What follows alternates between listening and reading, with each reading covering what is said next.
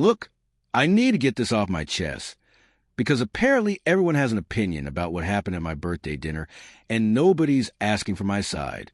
I'm Laney. I'm 26. And yes, I broke up with my boyfriend Carter in front of all our friends 3 weeks ago. Before you roll your eyes and decide I'm cold, just hear me out. Carter and I were together for almost 2 years. 2 years of me slowly suffocating under his ideal boyfriend act, while people around us kept insisting how lucky I was. 2 years of pretending to be grateful for gestures I never asked for.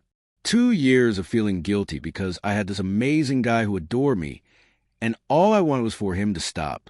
We met at work, nothing glamorous, just jobs where we deal with customers all day. At first, his attention felt flattering. He remembered every little thing I said, would show up with my favorite coffee, and plan these elaborate dates after hours of online research. Classic dream boyfriend stuff. The kind that looks perfect on paper and makes your friends jealous. But there's a side nobody talks about. When someone puts you on a pedestal, there's no space to be human. Every bad mood became something he had to fix.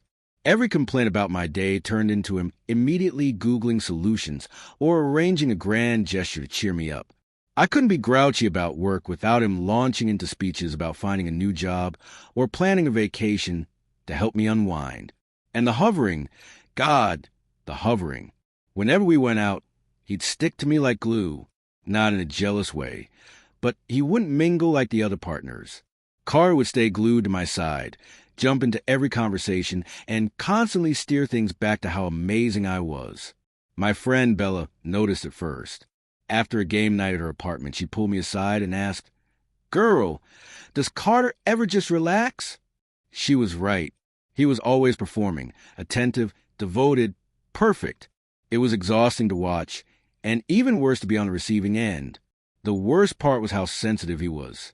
I'd make an offhand joke, like the time he tried to surprise me with homemade pasta and set off the smoke alarm, and later he'd look wounded and say, "That made me sound incompetent."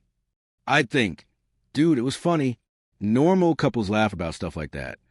But Carter took everything personally, and I started editing myself around him. That made me resent him even more. By our first anniversary, I was already checked out emotionally. Breaking up with Carter wasn't like ending a normal relationship. Anytime I tried to mention issues, he'd get defensive or immediately start planning fixes. I'd say we never did anything spontaneous, and he'd make a list of spontaneous things we could try. I'd mention he didn't seem to have his own friends, and he'd research hobby groups to join. He didn't understand that I didn't want him to change. I wanted him to be someone else entirely. The physical side of things started to feel wrong. 2. Not because there was anything actually wrong with him, but when you're not emotionally connected, everything else feels hollow. He could sense that. So he tried even harder to be romantic and sweet, which only made everything feel more forced and uncomfortable. Around month 18, I began dreading our time together. He'd plan elaborate date nights, and I'd spend the whole evening wishing I was home alone watching Netflix. He'd bring flowers just because, and I'd fake being touched when I actually felt trapped. But everyone loved him. My parents thought he was perfect. Co-workers gushed about how devoted he was when he walked me to my car after work. Even Bella, despite her comment, would joke that I shouldn't mess up such a catch. That's when I realized I was stuck. If I broke up with Carter, I wouldn't just be ending a relationship. I'd be disappointing everyone who'd invested in our story. I'd be the ungrateful girl who threw away the perfect guy because she was picky or selfish. But staying felt impossible, too. Every day with him was like wearing a costume that didn't fit. Smiling, playing the role of the happy girlfriend, while dying inside. The breaking point came about 2 months before my birthday. We were out to dinner with Bella and her boyfriend Troy. All night, Carter kept amplifying me in every conversation. When Troy mentioned Bella was learning to garden, Carter jumped in saying I had an incredible green thumb because I kept a succulent alive for 6 months. I don't have a green thumb. I have one plant I water when I remember, maybe twice a month. But there he was, building me up into this domestic goddess while I sat feeling like a fraud. When Bella mentioned she was stressed about a deadline, Carter began telling a story about how calm and capable I am under pressure, how I'd help him through a work crisis last month. The crisis was him panicking over presentation. My help was telling him to practice it out loud and maybe have a beer. Basic common sense. In his version, I was this wise partner who saved the day with extraordinary insight. By the time we left, I wanted to crawl under a rock. Bella and Troy probably thought I was dating my own hype man. When I told Carter the compliments were too much, he looked hurt and said, "I'm sorry for being proud of you." You can't have a normal conversation with someone like that because everything turns into their feelings getting hurt instead of addressing the real issue. That night, lying next to him while he slept peacefully and didn't know anything was wrong, I finally admitted myself that I didn't love him anymore. Maybe I never really loved him.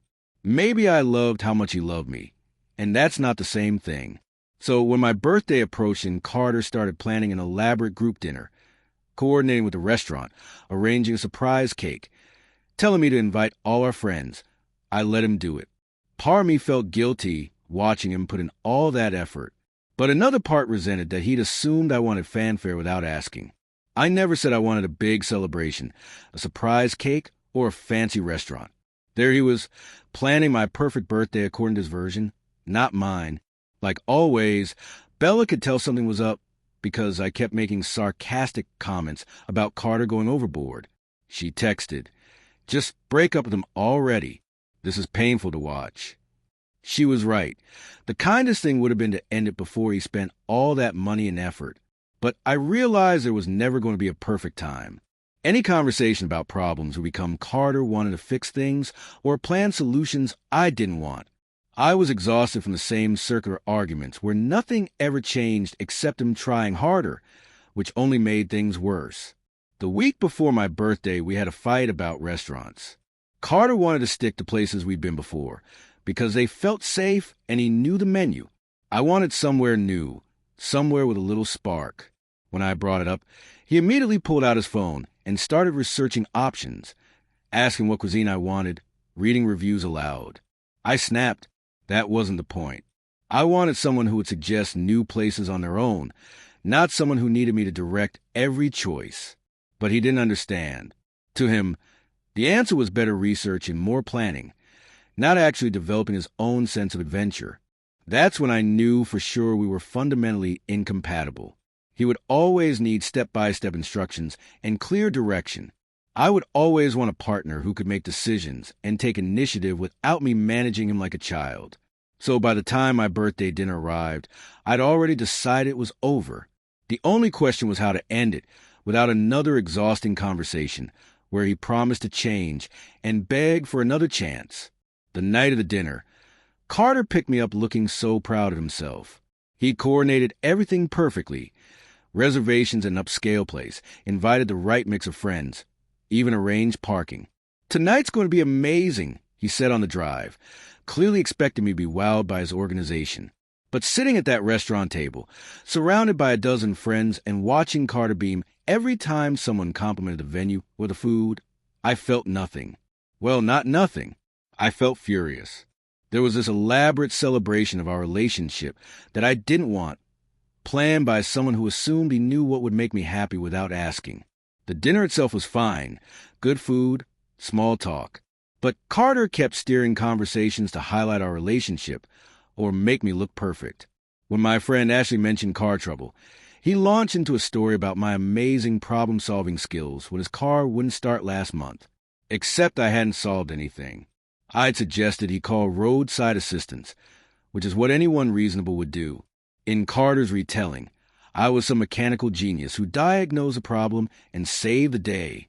Everyone nodded like I was an automotive expert, and Carter grinned at me like he'd just given me the best gift. That's when something inside me broke. I was finished pretending. Finished sitting there with a grateful smile, while everyone celebrated a relationship that felt like a sentence. Finished protecting Carter's feelings while choking on my own honest emotions. When they brought out the surprise cake, which, was beautiful, and everyone started singing happy birthday, I'd already made my decision. I was going to tell the truth. Consequences be damned. As soon as the song ended and people settled back, I stood up, tapped my wine glass with a knife until the table went quiet. Carter looked up with an expectant smile, probably thinking I'd give some touching speech about how wonderful he was. Instead, I said exactly what I'd been thinking for months. I want to thank everyone for coming, and a special thanks to my wonderful boyfriend, who's been so amazing, in fact, that I'm happy to say I finally see him as a true best friend and nothing more. The silence was enormous. You could have heard a pin drop, but I wasn't finished. I've been thinking about this for a while, I continued, and I've realized I love Carter, but not in that way. He's a good person and deserves someone who appreciates all the effort he puts into everything, but that person isn't me. Faces around a table showed shock, discomfort, and a few trying not to smirk. Bella stared with her mouth open, but I could tell part of her was impressed I'd actually done it. Carter didn't argue or yell, or even look surprised. He just stared at me with a blank expression, while I essentially ended our 2-year relationship in front of everyone we knew. And honestly, it felt incredible. For the first time in months, I was honest about my feelings instead of tiptoeing around everyone's expectations. I was done maintaining an exhausting performance. About 30 seconds later, Carter stood up, grabbed his jacket, and walked out of the restaurant. No dramatic speech, no pleading, no scene. He just left like it was the most normal thing in the world. Part of me was annoyed by that. Here I was finally brutally honest after months of pretending, and his response was to disappear. I almost expected him to fight for us or demand an explanation, but instead, he simply walked away, as if he'd been planning his exit all along. The table stayed awkward for a long time. A few people tried to change the subject, but everyone was shaken. Ashley made a remark about how honest I'd been, though I could tell she didn't mean it as praise. Even Bella seemed stunned by how direct I'd been. But you know what? I felt lighter than I had in months. Yes, it was uncomfortable, but at least I wasn't choking on fake gratitude anymore. At least everyone knew where I stood instead of me keeping up a suffocating parade of being the perfect appreciative girlfriend. Most people left soon after. Bella offered to drive me home.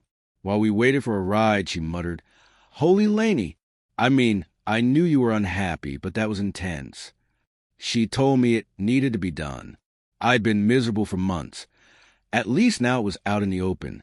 Even Bella seemed rattled by my method. I understood the impulse. I wanted to break up with him, but did it have to be so public? That's when I realized everyone would focus on how I did it, not why. Nobody was going to care that I'd been suffocating in the relationship. They'd get wrapped up in the drama of the ending instead of the reasons it had to end. Sure enough, my phone buzzed before I reached home. Not with messages asking if I was okay or want to understand what led to that moment, but with texts like, "OMG, what just happened?" and "Are you okay?" That was so brutal. I feel so bad for Carter right now. That's what hurt the most. Everyone felt bad for Carter. Poor Carter, who got blindsided at a birthday dinner. Poor Carter, who handled it with such dignity. Poor Carter, who didn't deserve such cruelty. But nobody asked why I'd felt desperate enough to make such a dramatic statement. Nobody wondered what had been going wrong behind the scenes, or whether there were problems they hadn't noticed. Instead, I began getting passive-aggressive messages from people who'd been there. "I hope you realize what you just lost," and comments about how he didn't deserve such humiliation. My own sister texted, asking how I could be so heartless to someone who'd been nothing but good to me. Heartless for finally saying what I felt, for refusing to keep pretending to be happy. The worst part was that Carter wasn't even defending himself. According to Bella, when people asked him what happened, he'd say something like, "Laney needs space to figure things out," or "I want her to be happy," whatever that means, which only made me look worse. There I was, painted as a saintly guy's victim. He's mature and understanding, and I'm the cold-hearted villain who publicly destroyed him for no good reason. But nobody bothered to ask why someone would take such an extreme step unless they were truly desperate to get away. Over the next few weeks, I began to lose friends, not with dramatic breakups, but slowly and quietly. No one sent a message like, "We can't be friends anymore," but invitations stopped arriving. Group chats grew silent when I spoke up. People were courteous when we crossed paths, but the warmth had vanished. Meanwhile, everyone rallied around Carter. I kept seeing social media posts about friends taking him out to cheer him up or checking in to make sure he was okay. Ashley shared a long post about supporting friends through hard times, obviously about him, and I got nothing. Not a single person reached out to see how I was coping or if I needed support too. In everyone's eyes, I'd become the villain who caused this mess. I was judged to deserve whatever consequences came my way. 3 months after the dinner, I learned on Facebook that Carter was dating someone new. Her name was Jenna. From the photos people posted, she looked kind and artsy, the exact type who would appreciate elaborate surprises, and someone who remembers every tiny detail. Honestly, I felt happy for him. Carter deserved someone who wanted that intense devotion. That had never been me. At least now it was clear to both of us. But suddenly everyone began commenting about how radiant Carter looked, how perfect Jenna was for him, how they were so much more compatible than we'd been. As if that proved I'd been wrong to end things. As if his happiness with someone else meant I should have stayed miserable. I lost more friendships over that. Ashley stopped speaking to me entirely after I made an offhand comment about being glad Carter had found his match. Even Bella began making little barbed remarks whenever the topic came up. My family was worse. Every visit someone raised Carter's name, asking if I learned anything or if I regretted my choice. My mom kept saying things like, "You had such a good man and you threw him away. What for?" I want to tell her, for the chance to be with someone I actually wanted, not someone I was supposed to want. For the possibility of finding a relationship that didn't feel like wearing a costume 3 sizes too small. But I couldn't explain that without sounding selfish and ungrateful, which apparently I was. Here's what this experience taught me. People would rather you stay in a relationship that makes you miserable than face the awkwardness of someone else's unhappiness. They'd prefer you pretend everything is perfect than force them to witness the messy reality that sometimes good people aren't right for each other. And you know what? I'm not sorry. I'm not sorry for refusing to waste more of my life with someone I couldn't love the way he deserved. I'm not sorry for being honest about my feelings, even if the timing and method weren't ideal. I'm not sorry for choosing my own happiness over everyone else's comfort. Maybe I could have broken up privately. Maybe I could have sat through one more long conversation about our incompatibilities and given him another chance. But I'd already tried those conversations, and they always led to him promising to try harder, which was exactly the opposite of what I needed. The truth is some relationships don't work no matter how much effort one person puts in. Sometimes the kindest act is to end things cleanly instead of dragging out the inevitable. I'm single now, and despite everyone's predictions, I'm okay. Better than okay, actually. I'm focused on figuring out what I truly want in a partner, instead of settling for whoever treats me well. Maybe that makes me selfish. Maybe that makes me the villain in other people's stories. But at least I'm not lying to myself anymore. At least I'm not sitting in some restaurant forcing smiles while someone celebrates a relationship that felt like slow suffocation. If being honest about that makes me the bad guy, then fine, that's what I am. 8 months later, I saw their engagement photos. Carter and Jenna glowing together in a gorgeous outdoor setting. All our mutual friends were liking and commenting about what a perfect pair they made, how obvious it was that they were meant to be. For a moment, seeing them so happy, I wonder if everyone had been right, if I had thrown away something precious because I was too flawed or selfish to appreciate it. Then I remembered how trapped I had felt next to Carter for 2 years, how exhausted I was from pretending to be grateful for things I didn't want, how relieved I felt the instant I finally told the truth. Jenna looked at Carter in a way I never could, and Carter looked at her like she was a moon, the same way he used to look at me, but now it was something real between them. That's when I understood I hadn't destroyed a perfect relationship. I'd ended the wrong one so the right one could begin. I'm still alone. I'm still the antagonist in most people's version of the story. I lost nearly everything in the aftermath, but I have no regrets. At least I'm not fake anymore. At least I'm not pretending to be someone. I'm not just to keep other people comfortable. And honestly, that's worth being the bad guy.